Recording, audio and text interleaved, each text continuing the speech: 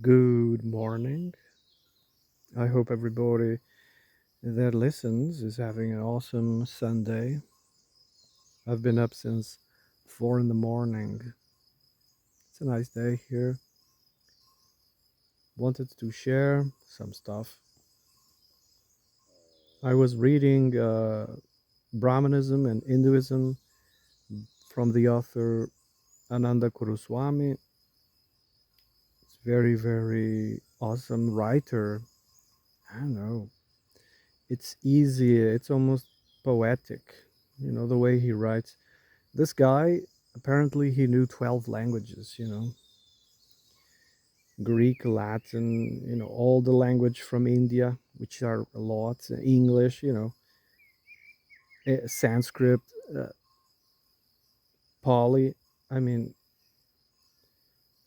probably German because he has lots of quotes from Meister Eckhart and they are all in German.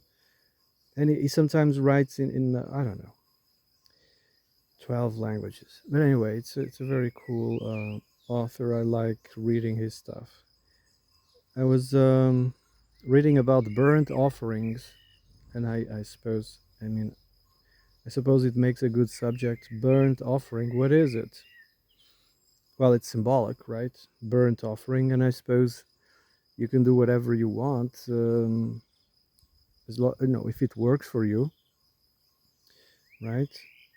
Whatever symbolic, you want it to be, right? I mean, I sometimes light, those cheap candles from IKEA. They have these odors, and I just light one, and I mean, whatever works for you, In Brahmanism or Hinduism, the symbolic smoke from these offerings from an altar or a central hearth, the hearth fire, is symbolic of the ascension of the gods. Yeah, the gods ascend and they go through the eye of the dome. The eye of the dome is the sun. It's a portal. You can pass through this portal if you're a god, and you can visit other worlds, right? And this was why, Brahmins and Hindus give offerings. It's a symbol of voyage, it's a symbol of pilgrimage, right? When you go on pilgrimage and you set something, on fire, you do these offerings, right? And it's symbolic. It's almost like the voyage that the gods do whenever they travel to other worlds. So yeah, it's pretty cool. Whatever works for you, right? That's the best thing about paganism. Whatever works for you, it's fine with me, as long as you don't try to convert me or try to, um, as long as you don't become evangelical and force me to believe what you believe. Anyway, on another subject, I was listening to some information. It was this guy, he was ex military. And I've heard this story so many times.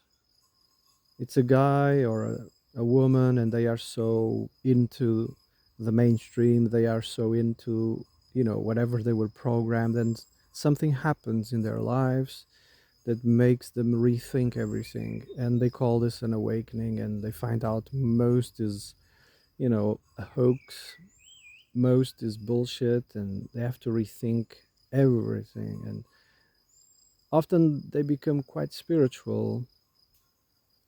I've heard this many times. Some people require stimulants, some people require some, you know, uh, some substances, but others don't require it at all. You know, artists, for instance, They are very, into substances because substances, they create bridges between, every element of your body, making the connection stronger, making everything make sense. I was listening in another occasion, someone talking about, oh, this artist, he can't do anything unless he takes some, of these substances. Suddenly, it's almost like the elements align and he starts doing music.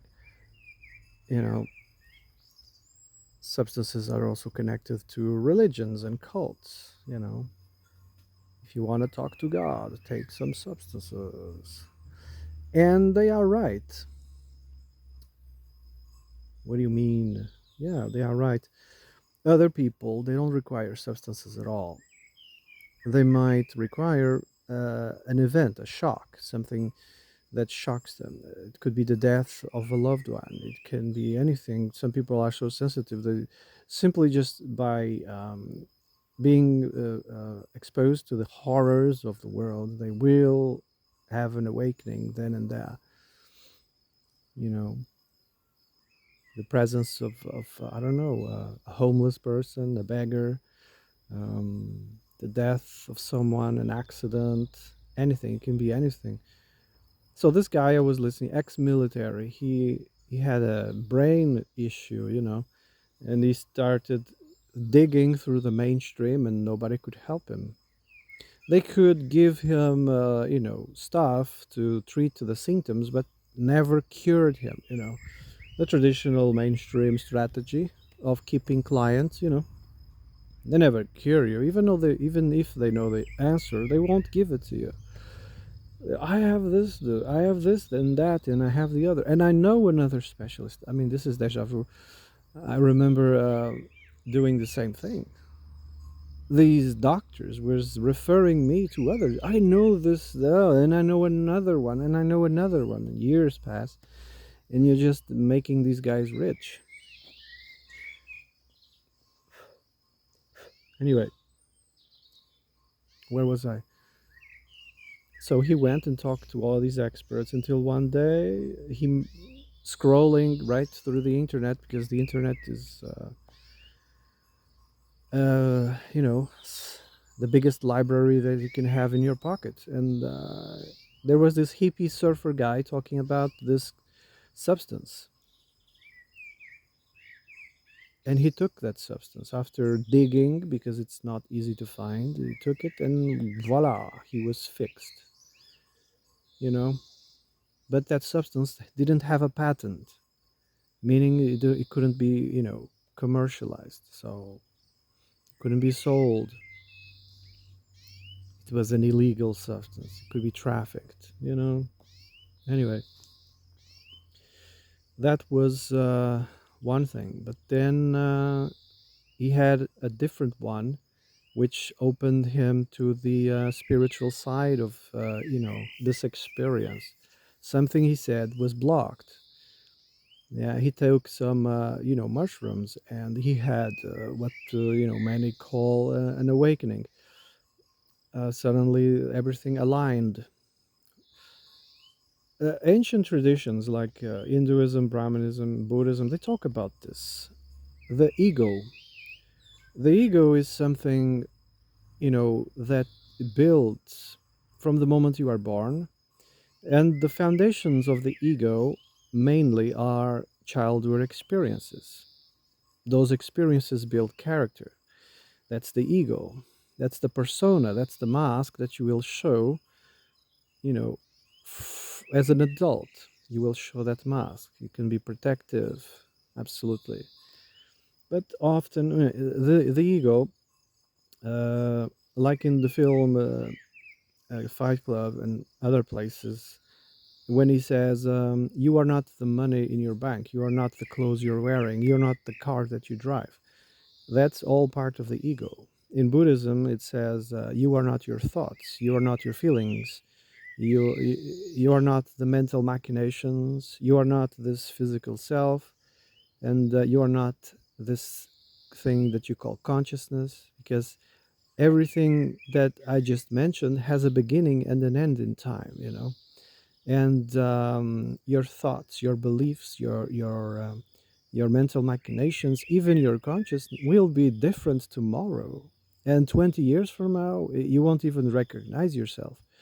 We are constantly self actualizing, and consciousness also actualizes. It's not something that is fixed, it's changing, and you are not those things. And that's what we call the ego and the facade, the persona.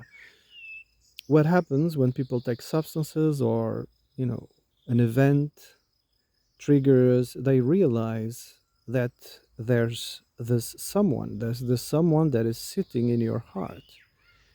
Yeah, the real self, realizing who you are, know though thy art, or that thou art, or what is the other one? I can't remember right now. That thou art, or know yourself, is what was written, in all those temples, and it still is, I suppose, in some places. Know yourself, who you are. Who is that person sitting in your heart? Not the persona, not the facade.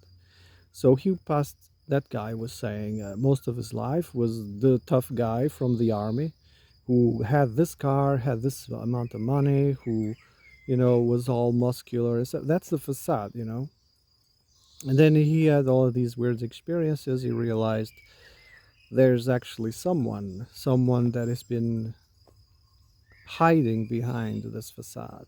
Getting in touch with the true self can be unattainable for some people, actually. Some people don't want to each his own, right? But realizing the true self is to me, first steps in a spiritual life. Yeah. And I suppose the world would become a better place if people got more in touch with the true self, that person. Of course, the Brahmins and the Hindus and pretty much the Platonists, I mean, they talk about the true self as being immortal, you know, and the only thing that transmigrates or reincarnates, that's the only thing. They didn't believe in the ego or the personal essence that everybody has. They didn't believe that part would reincarnate at all. That one has a beginning and in time. And then you would say, why we have memories? Because the true self has memories. But the true self doesn't identify with John, Mary, and I had a car and I had a job and I had this money. The true self doesn't identify with that at all. So true self will have memories indeed. But it won't be memories like, oh, my hair color was this and this and that, and I had this and I had. No, I don't suppose it is. If you have someone, I would say, that comes out and say, oh, I was this and that, I had this job, and that probably is a demon, you know? It's just me saying, because it could be, like the Platonists, Neoplatonists used to say, um, a ghost or a demon is actually the ego. That's the only thing that stays behind. Everything of this world stays in this world. So a ghost, a demon, it's the same thing pretty much, and it's a repository of the ego, the thing that didn't go with the soul when it migrated, when it that's what stayed behind. you know so anyway, because according to the Brahmins and the Hindus, nothing can attain the soul. The soul is unassailable, you can't destroy it. In fact, many of the demons of this world and ghosts and whatever, they attack the body in hopes that they might affect the logos, in hopes that they might affect the true self. But the true self is unassailable, you know.